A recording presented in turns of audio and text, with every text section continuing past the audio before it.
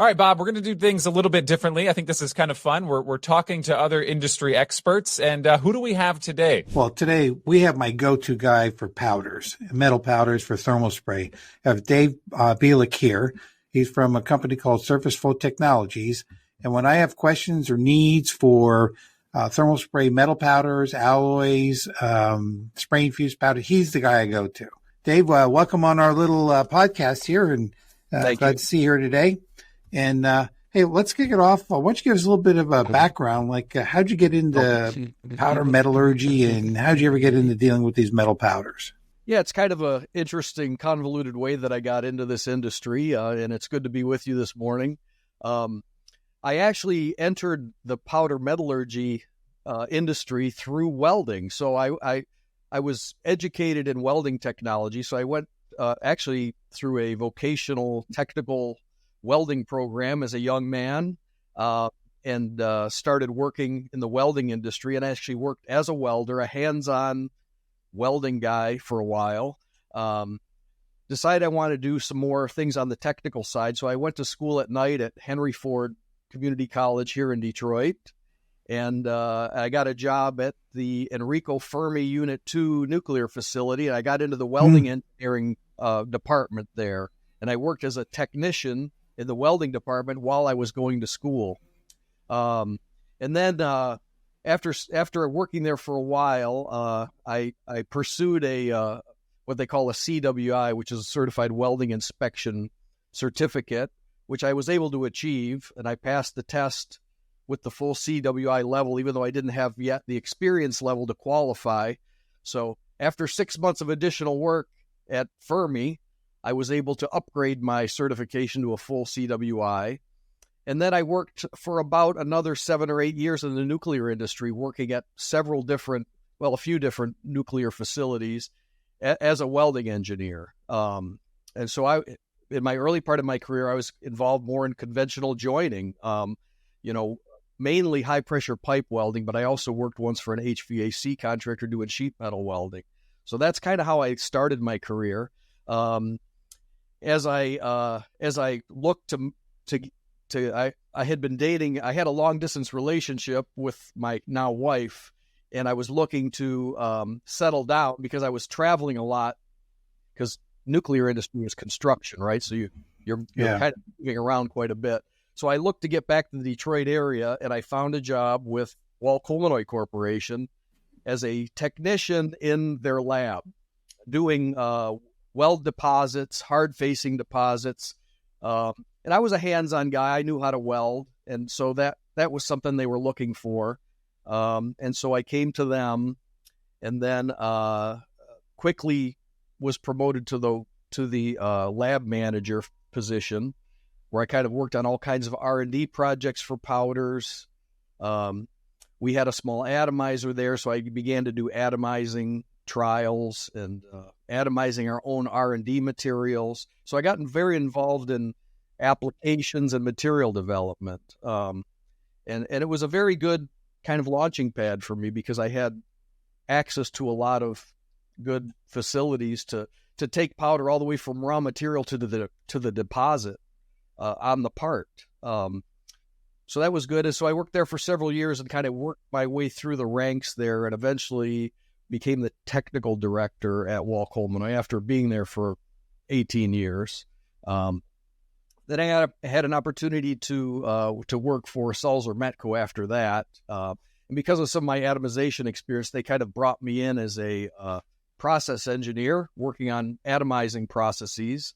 And again, I was there for a short time, and then they promoted me to the facility manager over the atomizing equipment. So I was basically in charge of maintenance and facilities, and kind of involved in production atomizing, 3-shift, 7-day-a-week operation. While I was there, I actually built and commissioned a new atomizer, a tandem pour high pressure gas atomizer. So got involved in the design and production of a atomization system, and stayed there for several years. And then I had started a company, Surface Flow Technologies, while I was still working there.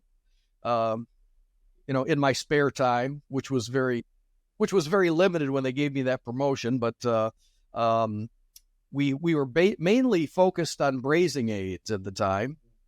And then I was approached by the folks at LSN Diffusion who had started a company in Wales, and I had known the main atomizing team from their previous relationship with Walcomonite Limited in the UK, and I had a relationship with them from my time there at Walcomonite, and we reconnected, and excuse me, and Surface Flow Technologies became their North American distributor.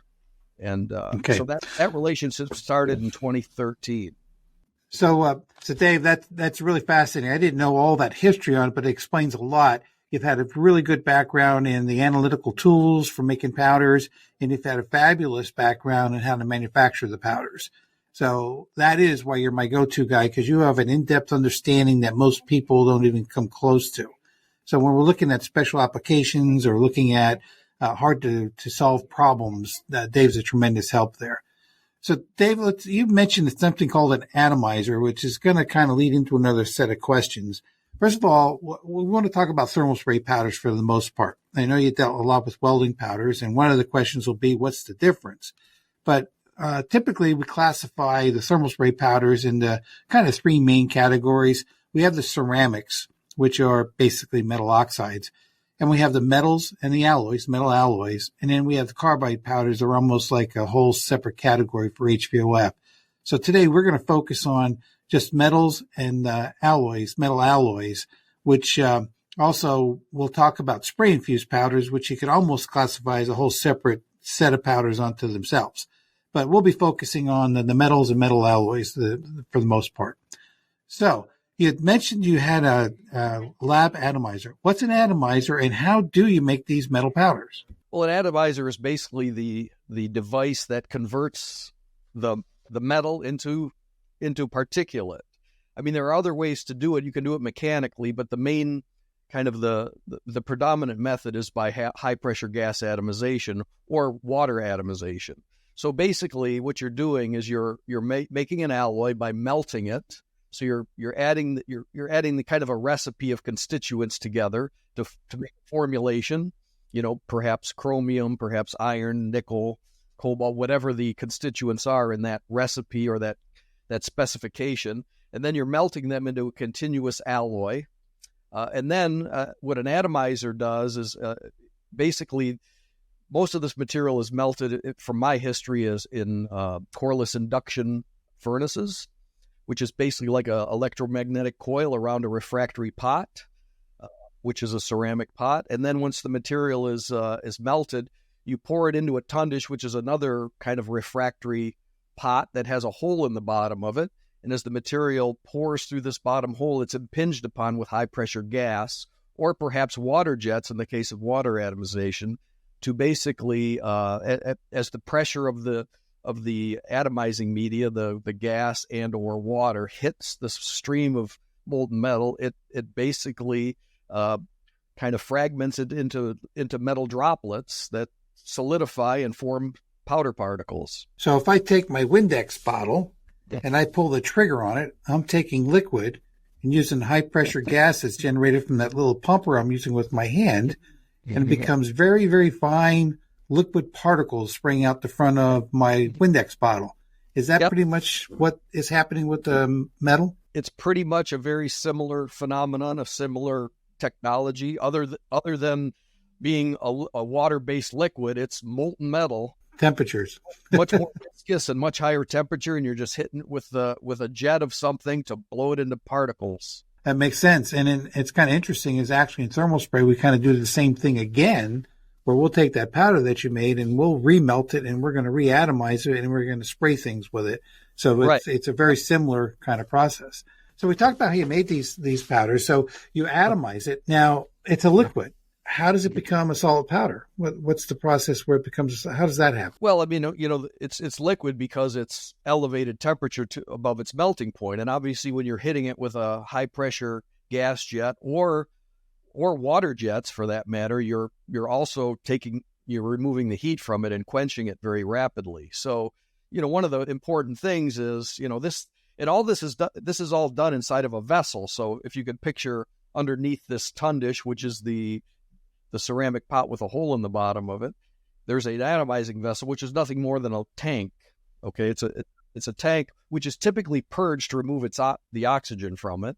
And as this molten metal pours down through this hole inside this tank, that's where the jets are hitting it.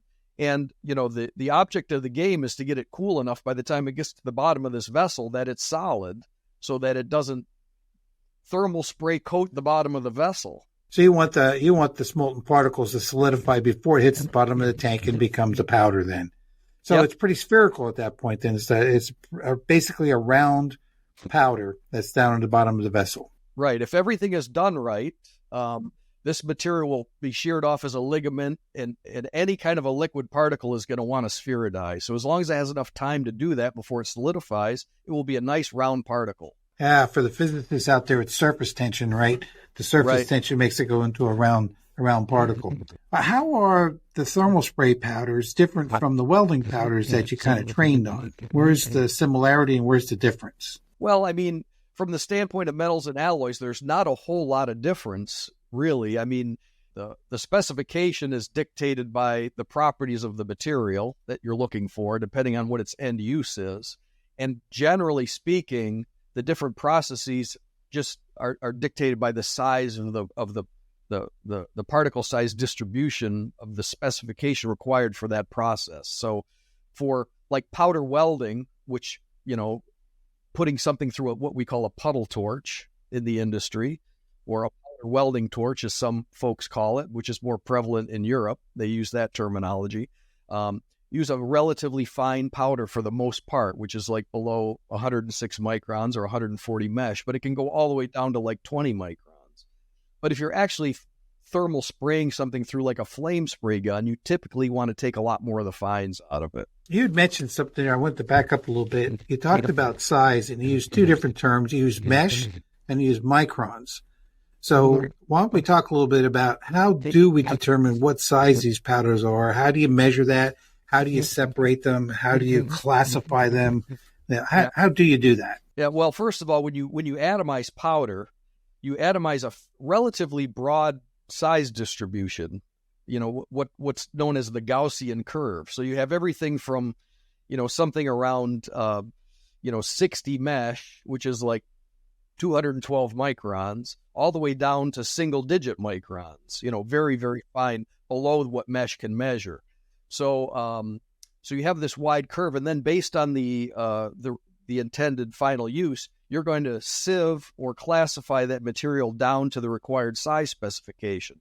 So in many cases, or in most cases, the yield of the actual cut that you're going to sell or use for thermal spray is somewhere between 25 and 35% of what you've actually atomized. So the rest is scrap. Well, it's not necessarily scrap, but it's revert and it's remelted for future use. Now, in some cases, you can get two different cuts out of the same melt, but depending on what the order book is, you may not have that luxury, and you have to just cut out what you're going to use. So there's in many cases, you're remelting more of it than you're actually using for the final product. But that's done typically at the coarse end with conventional sieving, which are basically screens with a very precisely controlled orifice in the screens. And that's just if we can drill into that a little bit. So the screen is not a lot different than the screen in your screen door. And when we talk about mesh, is the mesh the number of wires that are per square inch? And how does that work? How does that mesh translate to a size? And it's kind of generally can be thought of in that way, although that's not an exact translation. But if you think of it in terms of holes per square inch, that does give you an idea, because the bigger the number, the finer the screen. So yes, and that's always confusing, because when people start mixing mesh with actual size as measured with microns or inches, you get all confused. Yeah, so it's inverse. So, the bigger the number, the finer the mesh. And if you think of it in terms of holes per square inch, then it kind of registers. It isn't that exact translation, but that gives you, at least puts you thinking properly as far as the bigger number is a finer mesh. So, for example, one of the common sizes, 270 mesh or 325 mesh. What's the diameter of the powder that goes through a 270 mesh screen? So a 270 mesh screen would be like 53 microns, and that gets us to the other method of measurement, which is microns. Okay, and micron is a direct metric measurement of the particle or the opening in the screen. So 53. And what's the conversion from inches to microns, or thousandths of an inch to microns, or how do we do that conversion? So 25 microns is 1,000th of an inch. Now we're getting somewhere. We can think in inches. So like in a 53, in a 270 mesh powder particle, which is 53 microns, it's just a little over 2,000ths of an inch in diameter. Now, I'll ask you this question. This very, getting thin thing up top here called my hair, what's the diameter of a hair? That's not far off from 53 microns. It's probably just a hair bigger. Just so it's hair. About 3,000. About 3,000. So when I say my hair is thinning, does that mean thinning? Yeah. Does that mean that my hair diameters are getting smaller, or does it mean I'm getting less of them? I don't know. You'd probably have to talk to somebody in a different industry to get that answer. Okay. But I think it's more how much of it's still there. Yeah, right. And I'm right with you, Bob. Yeah, right. But Dave, we covered a lot of stuff here, and I know in some cases we tried to make it sound a little bit simpler.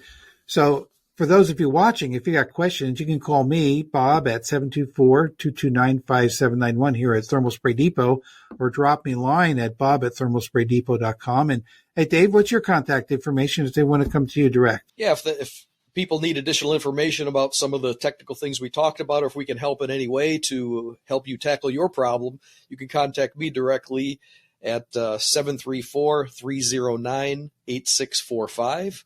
or my email at info@surfaceflowtech.com.